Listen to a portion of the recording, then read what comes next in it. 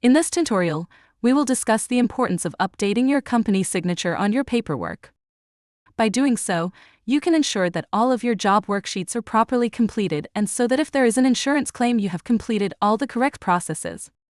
Here are the steps to follow. Sign your signature. Don't worry if it goes wrong.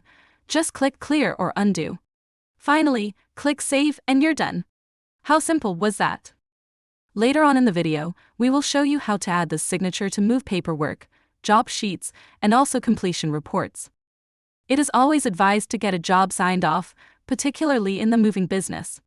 When your colleagues sign off a move, you can complete the worksheets by adding your company signature. In conclusion, updating your company signature on your paperwork is an essential step in the moving business. By following these simple steps, you can ensure that your job worksheets are properly completed and that you are protected to the highest level if there are any claims. This will help you maintain a professional and trustworthy reputation in the industry.